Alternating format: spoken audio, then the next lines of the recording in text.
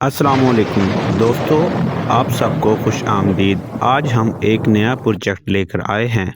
जैसा कि आप देख सकते हैं, ये एक अल्टरनेटर, ये मित्सुबिशी लांसर गाड़ी का अल्टरनेटर है। इस अल्टरनेटर में मसला क्या है? कस्टमर ने बताया कि ये अल्टरनेटर अचानक चार्ज करना बंद हो गया है। ये बिल्कुल चार्ज नहीं कर रहा था।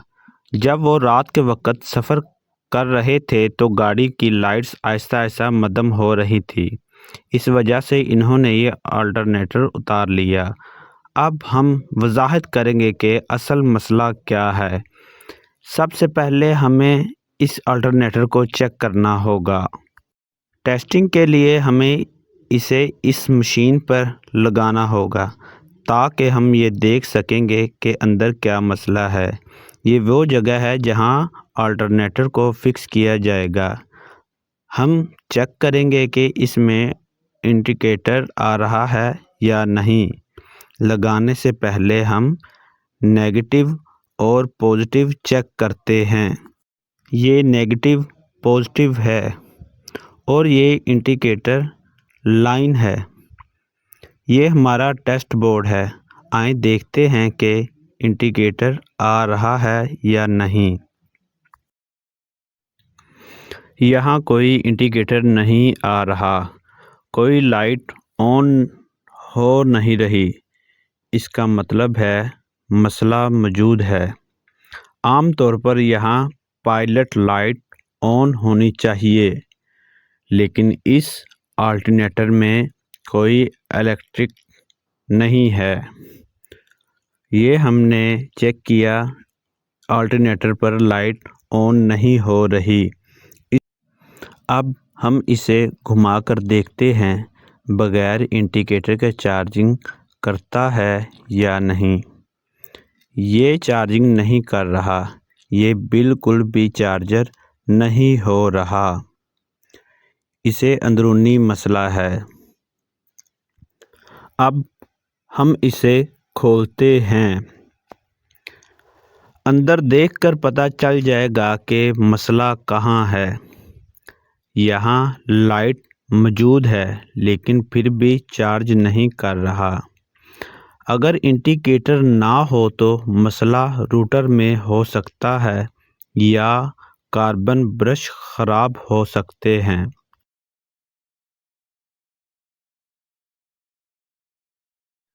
अब हम इस मीटर की मदद से इस रूटर को चेक करेंगे, ये काम कर रहा है या नहीं।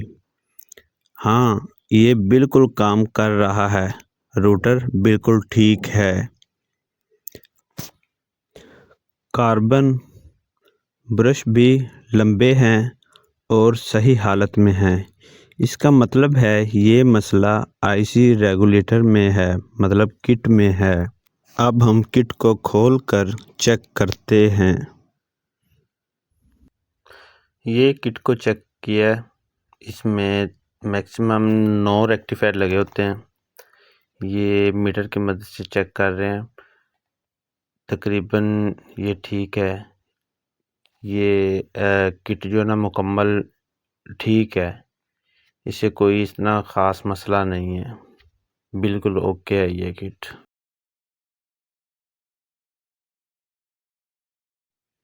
मैंने इसकी तमाम चीज़ें चेक कर ली हैं, सब ठीक है। इसका ये कटआउट जला हुआ है जिसकी वजह से ये लाइट नहीं जला रहा। ये कट आउट इसे कहते हैं।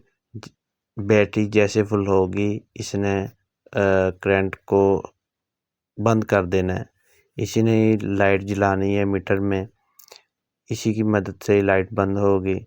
तो ये ख़राब हो गया जिसकी वजह से ये काम नहीं कर रहा। ये अब मुझे नया लगाना पड़ेगा।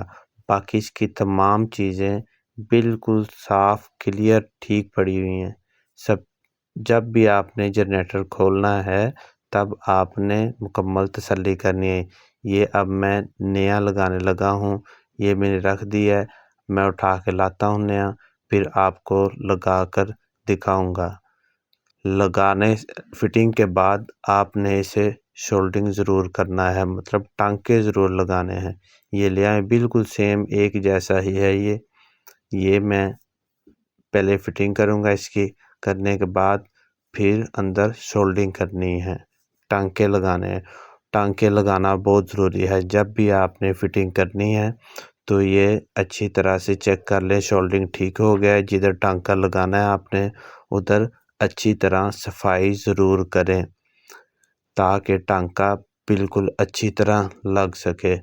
अगर टांका लूज़ रह जाए तो फिर ये काम ठीक से नहीं करेगा। बेहतर है कि आप अच्छी तरह इसकी सफाई कर लें। ये मैंने लगा दिया। अब ये इसके स्क्रू वगैरह लगाकर मैं इसे सोल्डरिंग करूँगा।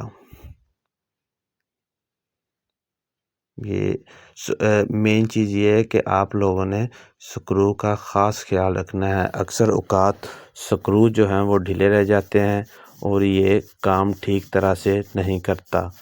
आपको चाहिए कि इसके तमाम जो स्क्रू हैं उन्हें मुकम्मल टाइट कर लें। और अब इसे मैं सोल्डरिंग करने लगा हूँ। ये अच्छी तरह से टांके लग जाएंगे, फिर इसके बाद इसकी मैं फिटिंग करता हूँ।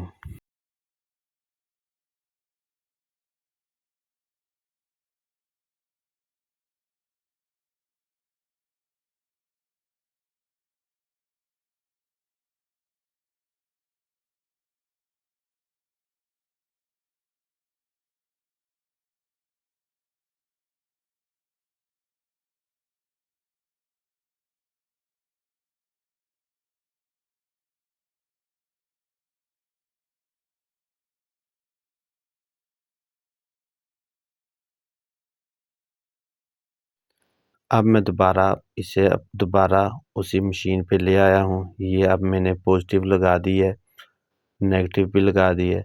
अब ये ग्रिप लगाने लगा हूँ। ये सारा सिस्टम वैसे ही बनाया हुआ है जैसे गाड़ी में होता है। ये चेक करें आपने, वो लाइट जल गई है।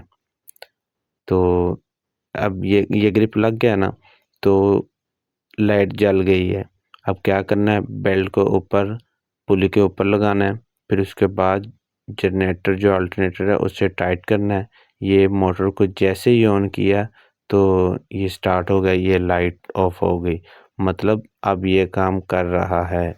सिर्फ यही वजह थी कि इसका जो कट आउट सिस्टम है वो ख़राब था। ये रुका और लाइट दोबारा जल गई। ये अब बिल्कुल ओके है। अगर वीडियो पसंद आई तो वीडियो को लाइक ज़रूर करें, दोस्तों के साथ शेयर करें, सब्सक्राइब